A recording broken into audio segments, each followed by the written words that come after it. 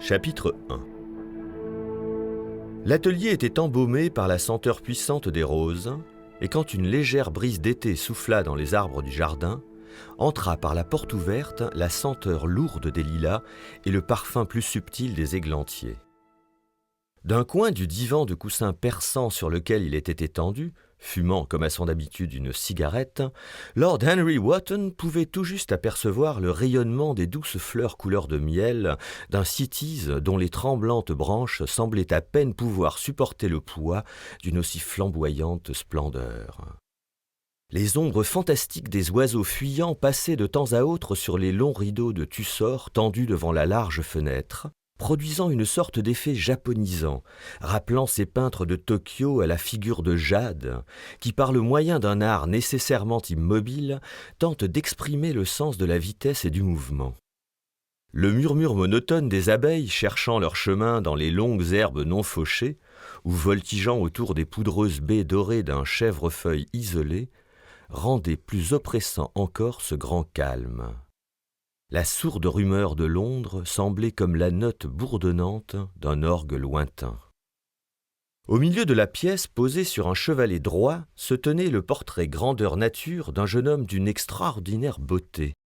Et un peu plus loin, en face, était assis le peintre lui-même, Basil Hallward, dont la disparition soudaine, il y a quelques années, avait causé un tel émoi public et suscité tant d'interrogations.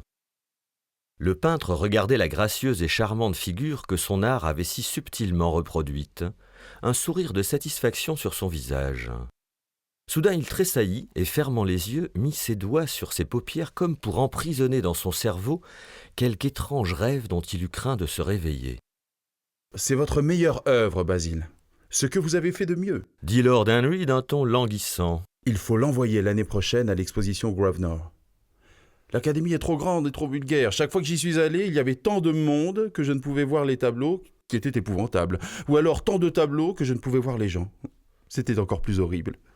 Grosvenor est certainement le seul endroit convenable. »« Je ne l'enverrai nulle part. » répondit le peintre en hochant la tête de cette singulière façon dont se moquaient ses amis d'Oxford. « Non, nulle part. » Lord Henry haussa les yeux, le regardant avec étonnement à travers les minces volutes de fumée bleue qui s'entrelaçaient artistiquement au bout de sa cigarette opiacée.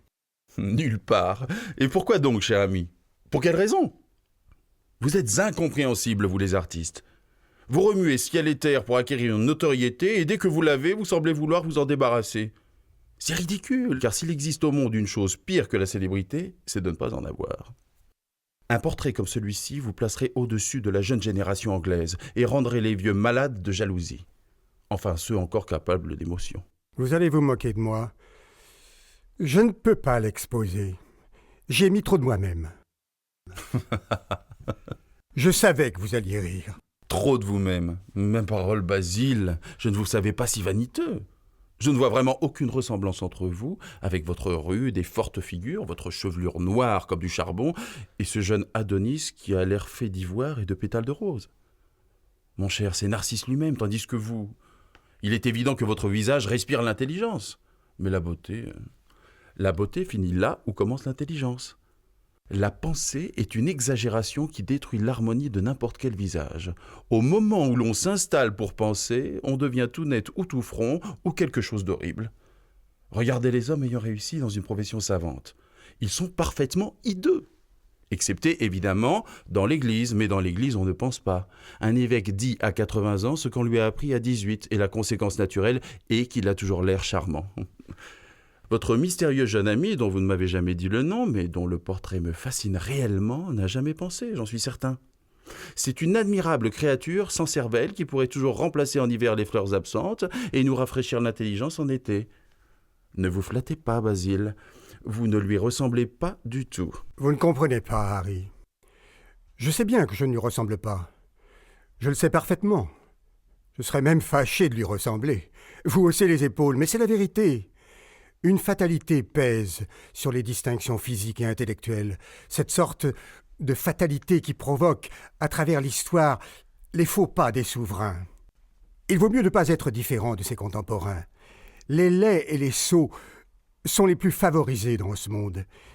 Ils peuvent s'asseoir à leur aise et bâiller au spectacle du monde. Ils ne connaissent pas la victoire, mais la conscience de la défaite leur est épargnée. Ils vivent comme nous voudrions vivre, sans être troublés, indifférents et tranquilles. Ils n'importunent personne, et ils ne sont jamais importunés. Mais vous, avec votre rang et votre fortune, Harry, moi, avec mon cerveau et mon art, aussi imparfait qu'il puisse être, Dorian Gray, avec sa beauté, nous allons souffrir de ce que les dieux nous ont accordé. Nous en souffrirons terriblement.